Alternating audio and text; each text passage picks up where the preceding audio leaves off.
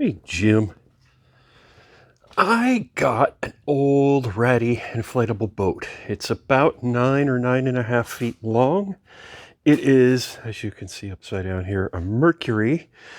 I blew it up a couple days ago, not real firm, just sort of pretty much like this, just to see if it would hold air. And it does. So I've been trying to clean it a little bit, and this is what I got using soft scrub. So the amount of effort it takes to get from that to that, it's not really worth it, in my opinion, so far. So what I need to do now, if I'm going to be able to use this, I'm going to go around it very lightly and carefully using this palette knife, go around and find all the places like this where my seams are letting go, and I'm going to come back through and I'm going to use some very high grade alcohol and clean these surfaces as good as I can with the alcohol. And then I'm going to tape off. I'm going to lay masking tape on the vinyl here right up to the edge of where I'm going to be repairing, and I'm also going to put some on top. And I've already done this over here. This is like a round strengthening patch that was peeled up on the side, and then this seam was opening underneath it as well. Kind of like back here, you see it's loose. So I'm going to do the same treatment here as I've already done here. And then put the glue on, and the instructions on the cement say to put it on both surfaces and then let it dry for a few minutes and then push it down. So yeah, put it on both sides and hold it open for 3 or 4 minutes and then close it and tape it up real tight. That's what we're doing. Okay, there we are, taped up. So that way I can brush my glue in here after I've cleaned it. I haven't cleaned it yet. But that way I'll be able to brush my glue in here and not worry about getting any on the outside that will show later. So I'm going to clean it and glue it. So I've glued the floor back in. It all seemed to work out pretty good. Flipped it back over. I don't seem to have too many issues with seams up here. I haven't really examined my inflatable keel yet, but I do have all of these floor parts. So I'm going to have to figure out how to put the floor in, and I have a pretty good suspicion it's going to require me to let the air out so I can fit that rigid floor in that goes underneath and then blow it up. I think that's how it's going to go. I also found the engine. Probably going to take a little work to recommission. Let's see, it's in a bag. I think it's a Nissan. So this is a really old Nissan. It's been stored for quite a few years upside down. And it was supposedly drained, but then I look in here and I don't know if she's going to focus on it, but way down there at the bottom, come on. It's not going to do it. Anyway, way down at the bottom, I can see some kind of dark, nasty stuff. So, thinking about taking the gas tank off and cleaning it. Looks like that's where it's connected. So, yeah, maybe I'll do that.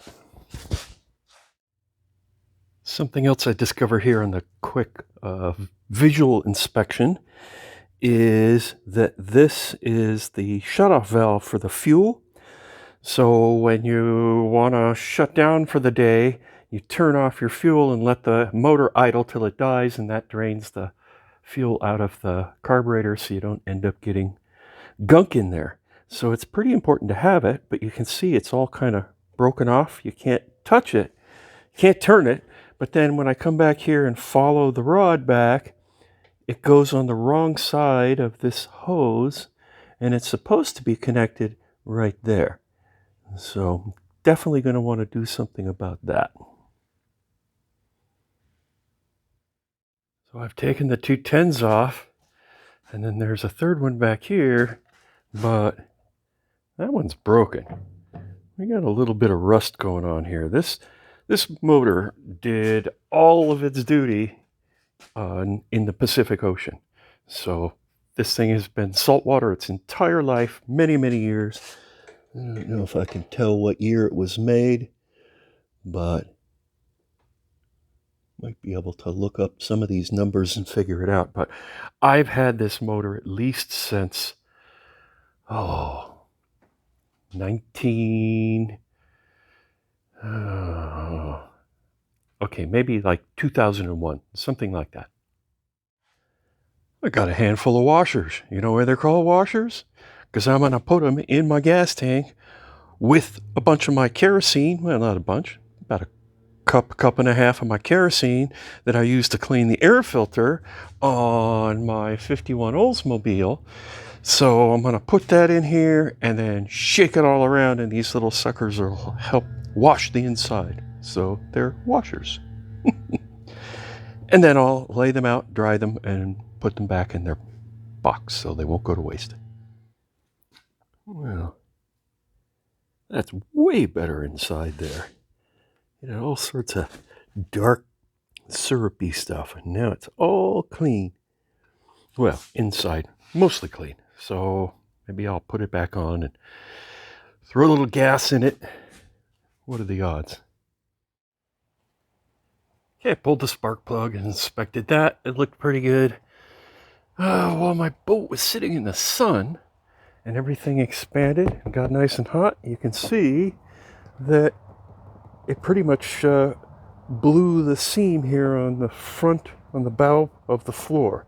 So I'm going to have to offload it and let the air out of it and re-glue all of that. Meanwhile, I have added some premix. This is the same kind of gas as you would use in a chainsaw. So it's gas mixed with a little bit of oil. This stuff here I think is 40-1. So you have to premix it because it's 2-stroke. So let me see if this thing will start.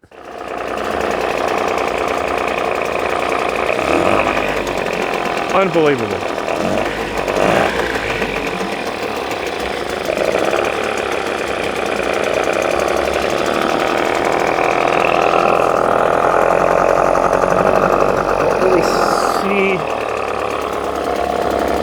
Much water getting through it for cooling. There should be a stream of water coming out of here, pretty sure. So that's not good. So I have ordered a rebuild kit for the water pump that's down in here that has never been done to my knowledge. But that's going to take a few days, so in the meantime, I'm going to go ahead and glue this up. And then I decided to fix the fuel shutoff here. There was that plastic knob thing was all rotted in the sun. And so what I've done here is I've sanded it down smooth. This, of course, goes in here and connects back to the fuel petcock. So you can remotely turn it from here. There is no way to grab it. So what I'm going to do, now that I've got this smooth, I'm going to figure out a way to put maybe some sort of a metal washer or something like that. I'll JB weld it on there. And I don't know, I haven't figured out exactly what I'm going to do yet, but fixing that now while we wait for my parts.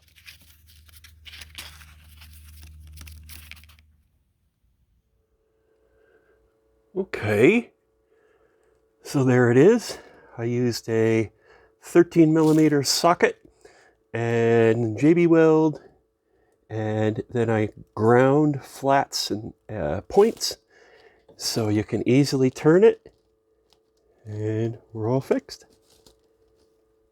Huh, well there you go.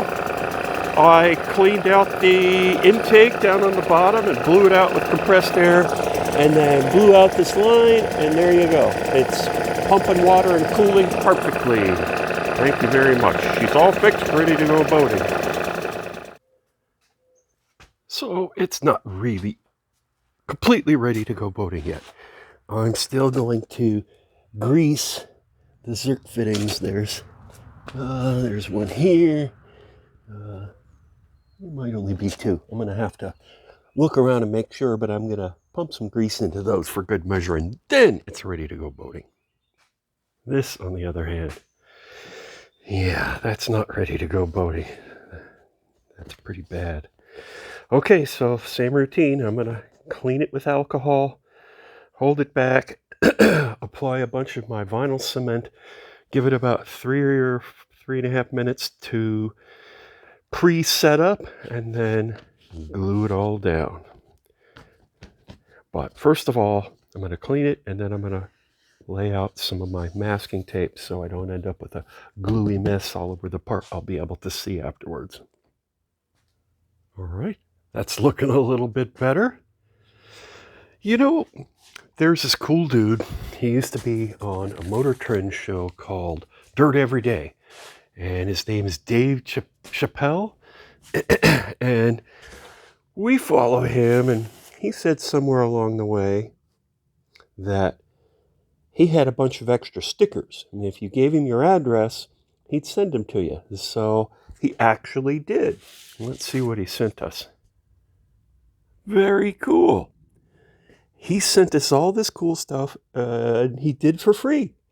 So he's got a YouTube, The Dirthead Shed. Thanks, Dave. That's better. Unfortunately, in order to repair my gaping smile, open mouth on the front, I had to remove the floorboards. And I had a really hard time putting them in before. But smile repair looks pretty good. So I think I'll do a time lapse. Maybe I'll set you guys up here and see how long it takes me to get them in again.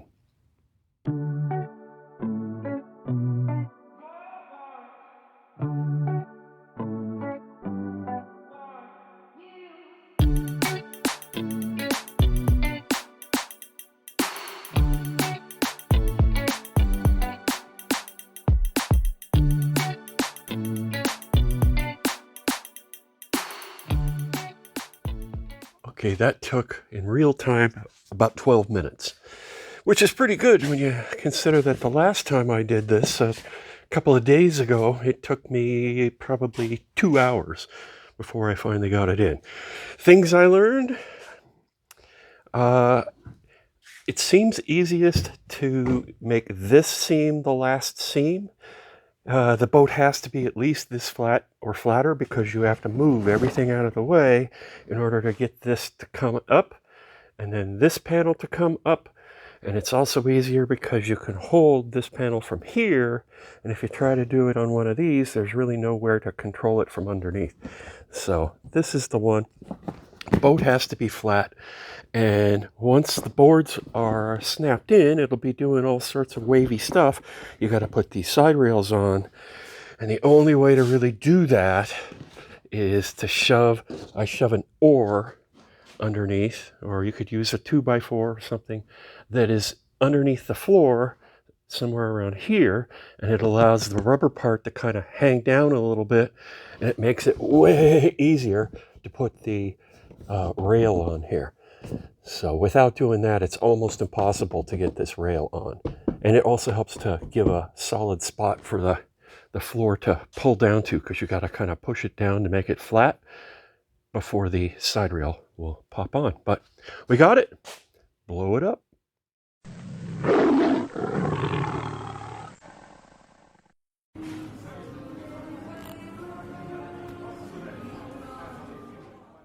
Now I'm trying to figure out how these crazy oar locks work.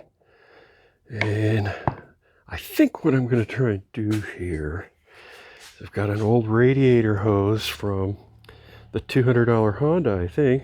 I don't know, it's not my junk pile. So I think what I'm going to do is I'm going to cut a slice off of this hose, and then I'll cut it this way so I can open it up, and then I'll punch a hole in both ends of it so I can thread it over this, and then it'll be wrapped around my, well, let me see. I'm going to try that. It worked. We'll see how it holds up. It's just punched through here, but it absolutely works. Maybe not the prettiest thing in the world. And we're going to the lake soon, so I'll try it out and see how it works.